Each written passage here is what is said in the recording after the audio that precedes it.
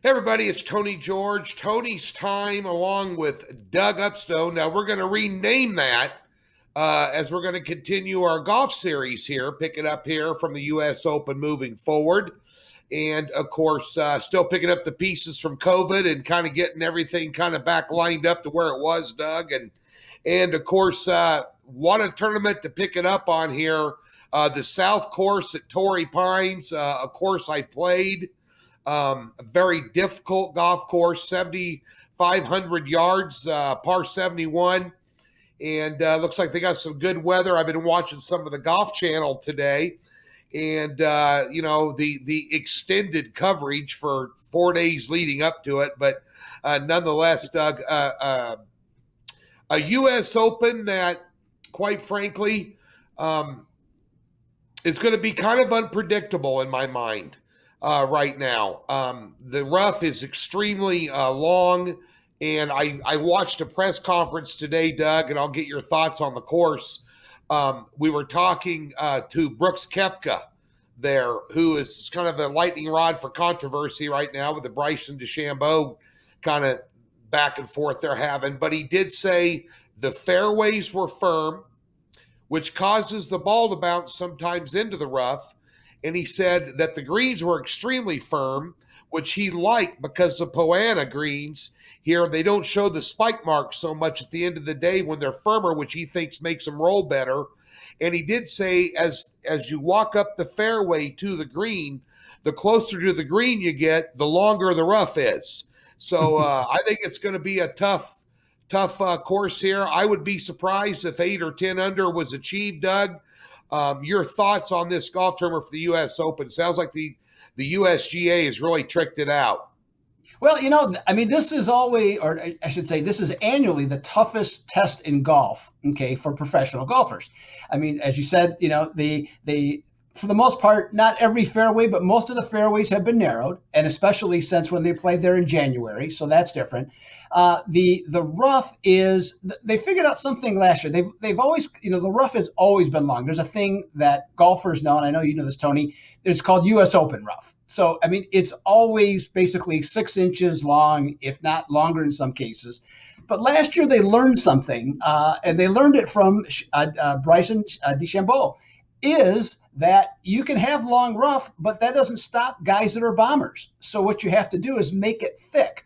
Well, the type of rough that's already used at that course at Torrey Pines is thick. And so now they have the combination of the length and the thickness where the ball just, when it goes down into it, we both have had this happen. You get in stuff like that, it stops your golf club. I don't care how strong you are. You're got to have Popeye forearms to be able to get through that stuff. And so that's a big difference in this golf course. And that's one thing that you're going to see a lot of. Everything you just said, though, and I have read exactly the same types of things, is that, the course, the biggest difference is the difference between January when they annually play and now is that everything's drier. Okay. So, for example, guys that hit shots into greens, they got to understand, and not that they don't, but you have to have a little more trajectory so that it settles more, so that you don't get that rebounding effect so that it goes off the green. So, yeah. So, it's going to be hard.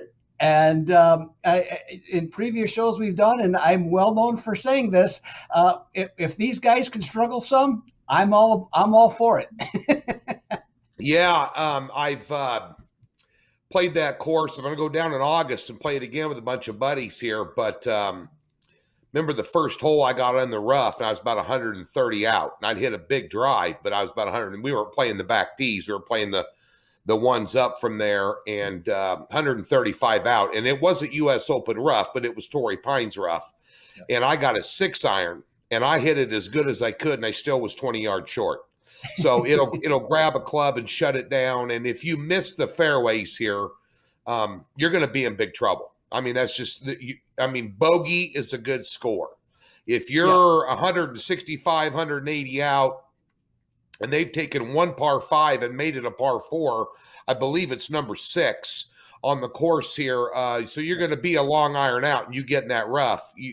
It's going to take you 3 to get there, and par's going to be a good score. Where bogey where par would be a good score. Now you're looking at bogey because they made it a par 4 versus a par 5. So there's going to be it's going to test the patience and will of every golfer in this tournament. And I guess let's start out with Phil Mickelson. I wanted to get your thoughts on him real quick. Obviously, a great story at Kauai Island in the PGA, age 50, wins his 6th major. Now, anybody that knows anything about golf knows that Phil Mickelson grew up around this course and has played this course literally hundreds and hundreds of times and knows it. He's played it a lot since the redesign as well. But at the end of the day here, I got to look at a top 20 finish and now Phil is 51. He's had a birthday since he won the PGA Championship, which, you never discount a player age 50 that just won a major. And right. Because that course down in South Carolina brought the vast majority of these flat-bellied young guns to their knees. I mean, down there. It brought them to their knees. I mean, some of them embarrassing.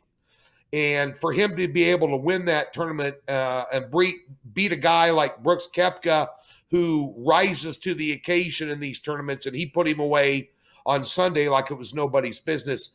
Top 20 finish, he's at plus 250, Doug. Odds makers aren't giving him a chance to at least repeat in terms of making a cut and maybe making some sort of a semblance of a run on the top 3 pages of the leaderboard. Your thoughts on Phil on this tournament with his experience on this tournament? It's got to be worth a little something, I would think. Yeah, but I agree with what you said though about top 20 finish, because that's the note that I wrote for myself, is that what he did was exceptional, and you're absolutely correct, is that his experience, it was a big part of his ability to win that tournament. And so these other guys, and also the ability to play in the wind. Now, granted, he's from the West Coast, doesn't play in a ton of wind, but overall these years he certainly has. And as you mentioned, the younger guys, unless you're from Texas, you just don't play in much wind. Okay, so that was a big factor. Now, he caught lightning in a bottle, is what I really believe is what happened. And so going into this, even though he's played the course, as you said, hundreds of times, I did read with today's, what we're doing this video, we're doing it on a Tuesday, and I did read on Monday that he has not been a fan of the redesign. Right. When they did that, he was not a fan. And so I'm not saying he dislikes the course, but he doesn't like it as much as he used to. Now, I'm not saying that's going to necessarily impact how he plays, but the only bet I would even consider, Tony, is top 20. I can't see anything else with him. I can't see any head-to-heads that, he's not going to be matched. He's going to only be matched up against guys that are going to be better than him. And even though he'll be an underdog, I just can't do it. What are your thoughts, Tony? Well, I'm not going to discount it. His momentum and focus and knowledge of this course. It reminds me of him playing Augusta with that much experience. He knows the shots he needs to make. There's a lot of shots on this course where you're in the fairway and you're in the wrong spot. It's kind of like playing the RBC Heritage. You could be in the fairway down there, but you might not have a shot to the green. So position on this golf course is going to be key. If his driver's working, I would give him an outside chance at the top 20. And bear in mind, he's had 9 runner-ups in the U.S. Open. Right. He's always a bridesmaid, never a bride. And I don't think he's going to win it at age 50 by any stretch of the imagination. But I just wanted to get your thoughts on him because of his prowess on this golf course over the years. As we're looking, and I'm going to give away some top 10s and top 20s. Obviously, the usual suspects are in there. Let's talk about Brooks Koepka a minute. And there's been a lot of, and I, as a handicapper, and I'm sure you're the same way, I don't listen to white noise in any sport. I don't get involved in politics in any sport. I don't get involved in feuds and things guys said on Twitter unless it affects the point spread. And so there's a little bit of the feud between Koepka and DeChambeau. I'm not even going to go into it. But one thing about these two players, when you're talking about Brooks Koepka, he just, for some reason, in these major tournaments, flips a switch. and he plays out of his mind in these majors. But if you take a look at him and DeChambeau, I wrote this down. 3 out of the last 4 opens, one of them has won it. In your mind, of those two, who has the best chance this week, Doug? I definitely like Koepka more so than I like DeChambeau, and it's really has to do with consistency. Since 2016, in major tournaments, Koepka is he's 82 under par. Okay, in those tournaments, the next closest golfer, as I recall, is 59. Okay, so he a wide margin, and so I'm not. I was thrown off last week with him missing the cut because he didn't have to play that tournament. So I guess I wondered a little bit why he showed up, from that standpoint. But with DeChambeau, I'm looking at him. One of two things is going to happen this week. He's either going to finish in the top 5 and be a contender, or he'll eliminate himself early and he'll be lucky to finish in the top 30. Yeah. With Koepka, I don't know how you don't take him for a top 10 here at the very least, if not a top 5. So yeah, I'm in terms of likeness, I definitely like Koepka far more than I do DeChambeau, still respecting his ability, nonetheless. Right. You, Tony, what do you think? Well, I think one of the best bets on the board is a top 20 with Brooks Koepka here at -135. Matter of fact, I made that bet for a couple $100 this morning here in town at Circa. I was watching, and the nice thing about the Golf Channel, if you watch these, they always have a 3-day marathon, Monday, Tuesday, Wednesday, for these tournaments where they're live from. And what they've been doing recently now is showing the driving range and showing Shot Tracker and how these guys are hitting balls. And you had DeChambeau here on Tuesday wildly hitting the driver all over the driving range, and he was trying 2 or 3 different drivers. Even had Justin Thomas standing there watching him. I think he's having a little bit of problem with the driver that he wants to use on this course and control. Remember, some of these lofts on these drivers are like 6 degrees. Well, you got to just absolutely flush them, that some of these pros use.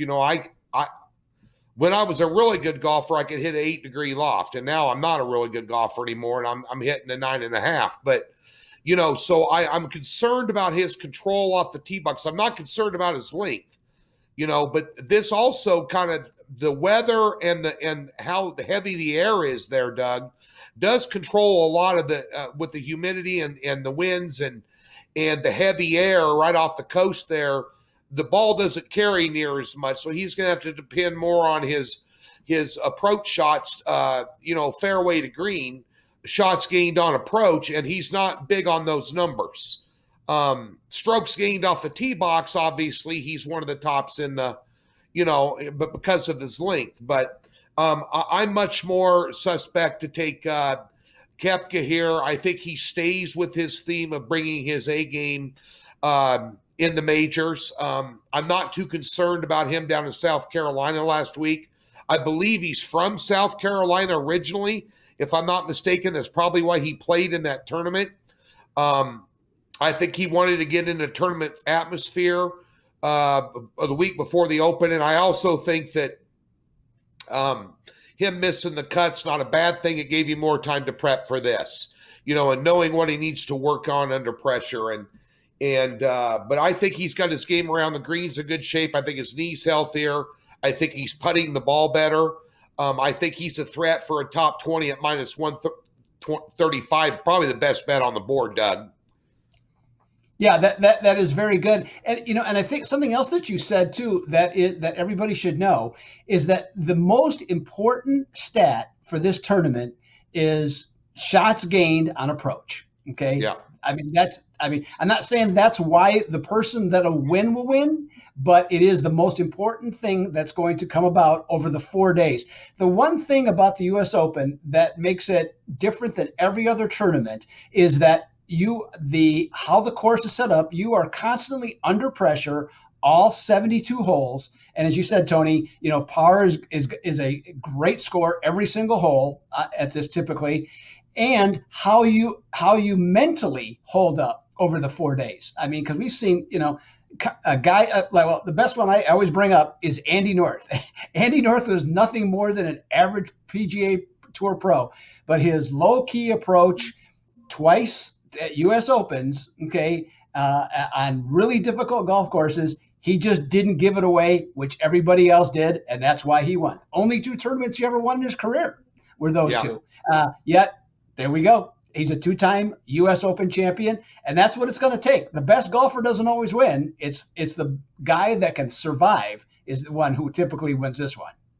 Well, you got Jon Rahm, who had the COVID issue at the Memorial when he was just absolutely beating the piss out of everybody, and he had to give it up in the 4th round because he tested positive. I think he was 18 under at the time, and that didn't even win the tournament after Sunday. But at the end of the day here, one guy I like a lot in this tournament, top 10 and top 20, is Pat Reed.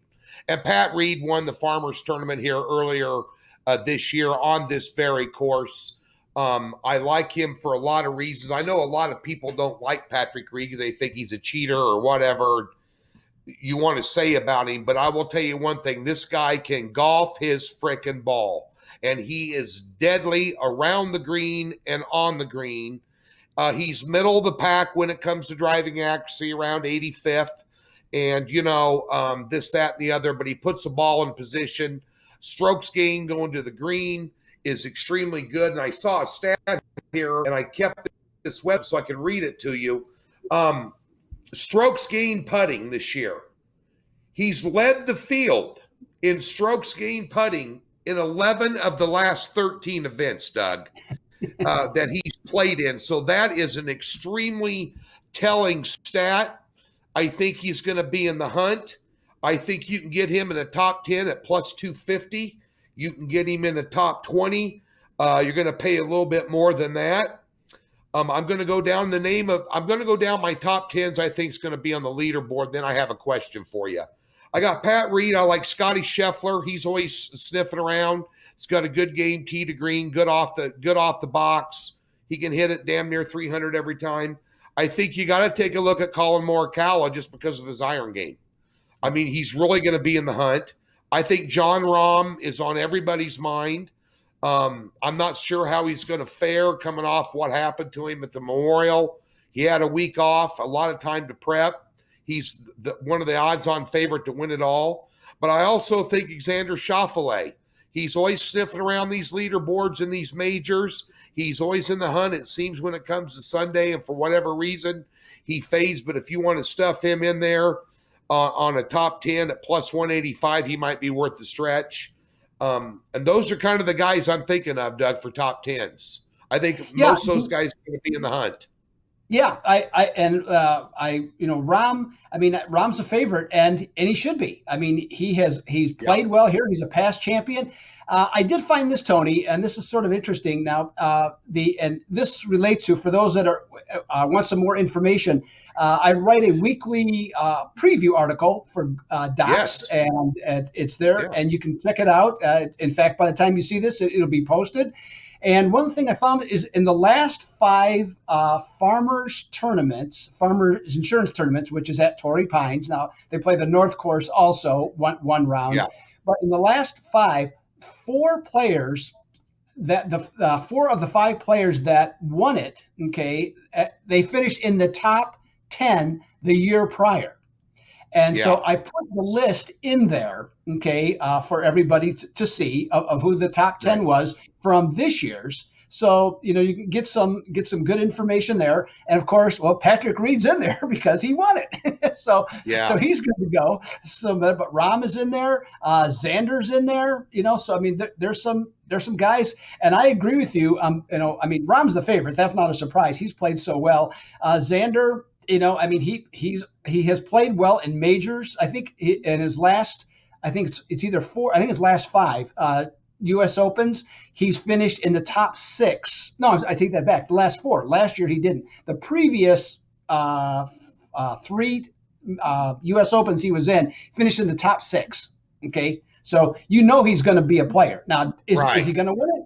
Now, we don't, from what we're doing for golf betting, doesn't have to win. If he finishes in the top 5 or 10, we got some nice cash coming our way. So he's Yeah, another guy that I definitely like in there. And another one too, Tony Finau. Okay, yeah. he's played well in majors, has a very good record. His only problem consistently is making putts from 5 to 10 feet. Okay, that's the weakness of his game, but he's been able to avoid it in majors. He has 4 top 10s in his last 5 starts in majors. So for top 10, Tony, I think he's a sharp pick. Yeah, I like the way he plays. I'm pulling up his number. He's plus 200 for a top 10. I've got the lines up here. So yeah, I think it's well worth the stretch for a $50 bet. Yes. That pay off nicely for Finau. I always am concerned about him on Sunday. He's not a closer.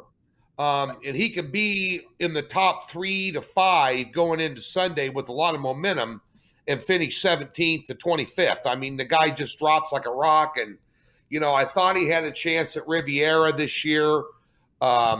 He was right in the hunt. He got in the playoff there with his name escapes me, but nonetheless, I thought that Max Homa beat him in the playoff there at Riviera. Riviera is a very, very tough golf course, one that tests players much like this one. You got to be able to hit the ball in the fairway. You got to be able to position the ball. The greens are extremely tough, and they're snaky to get around on if you miss them.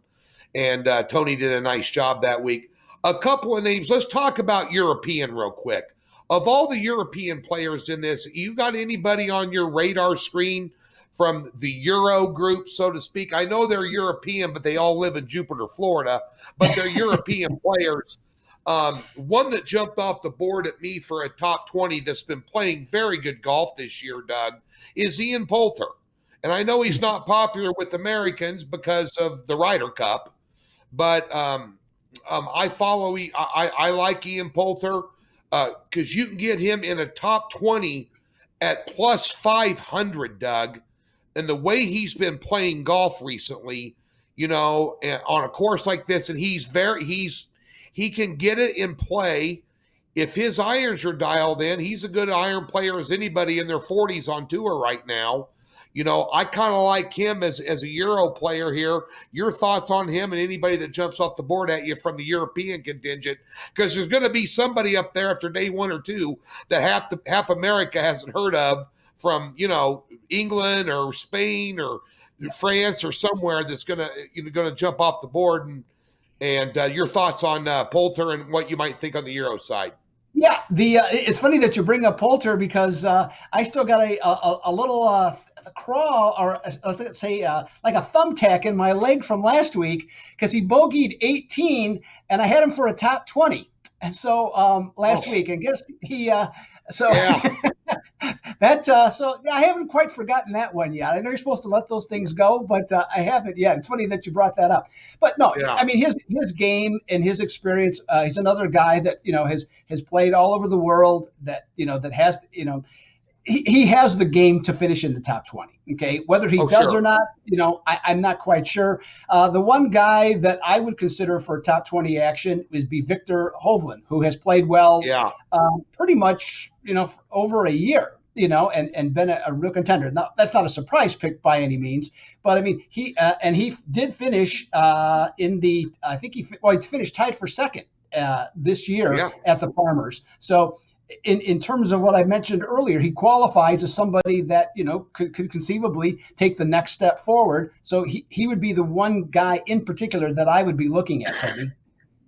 Yeah, he's plus 110 for a top 20. And pardon me, folks, I'm severely under the weather here today, so my voice doesn't sound absolutely 100%. I'm coughing in the middle of Doug's statement, but, hey, man, the show must go on. I'm a grinder, baby. I'm getting ready for the U.S. Open, for crying out loud. Well, my top pick, I have 2 top picks here and a long shot, and I'm going to go ahead with the top 10 on Patrick Reed plus 250. I'm also going to go on the top 20s. I'm going to go ahead with Patrick Cantlay plus 100, coming off a win at the Memorial, and obviously has the game for this course and is always hanging around these tournaments. I guess the one long shot I will give you is two of them. Top 20s. I'll take Poulter plus the 500. And a guy we haven't mentioned, though, that's played well all year long is Corey Connors plus 225 for a top 20, Doug. Those would be my picks for the tournament. And when we're talking about Koepka at the minus 135 top 20, I think it's good. But the one thing that gives me pause when we talked about DeChambeau and Koepka, and they've won 3 out of the last 4 U.S. Opens. The last 5 tournament starts combined, they've missed 4 cuts at Torrey Pines. So of the two, I agree with you. I think Koepka's got a good chance of making the cut here and making some noise, and I think that top 20 with him, minus $135 if he gets in there. He's a hell of a competitor, and he'll be grinding all weekend. I think he'll show up on the leaderboard somewhere.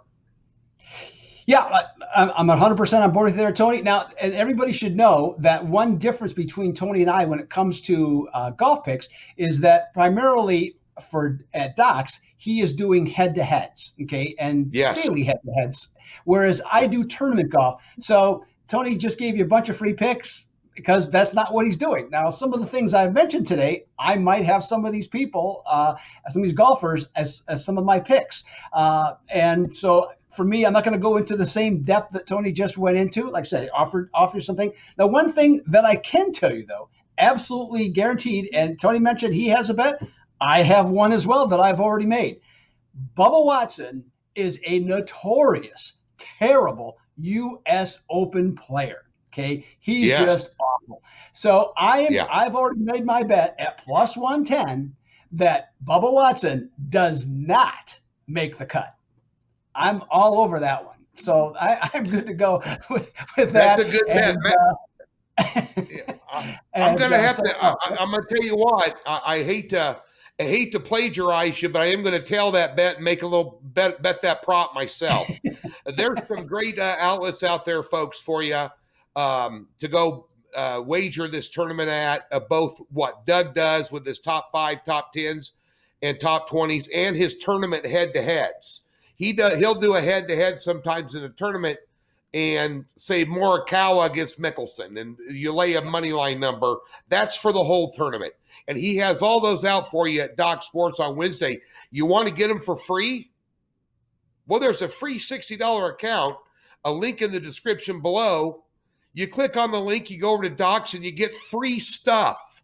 You can get his card on Wednesday for the weekend for the U.S. Open for $30. You take the other $30 and use my head-to-heads daily starting on Thursday. And I'll go very light out of the gate to see how things shake out on Thursday. And then we'll hit a hard Friday and definitely hit a hard Saturday and Sunday after the cut, folks, over there at DocSports.com. And Doug Upstone also does a weekly article, which is in-depth, one of the best in the marketplace. If you're a fantasy player in golf, you need to go read Doug's article. Use that as part of your arsenal when you're doing your daily fantasy stuff as well. It's good for that. It's a great read. Be sure and get over to Docs. Check it out. Doug, I told the wife there's no honeydew list this weekend, plus it's Father's Day weekend. There's no cleaning out the garage. There's no running to the store or going to the mall or anything she wants me to do. It's couch time and U.S. Open and steaks on the grill all weekend long, lounging by the pool with the TV on outside out here in Vegas, enjoying the U.S. Open. It ought to be a great one there at Torrey Pines.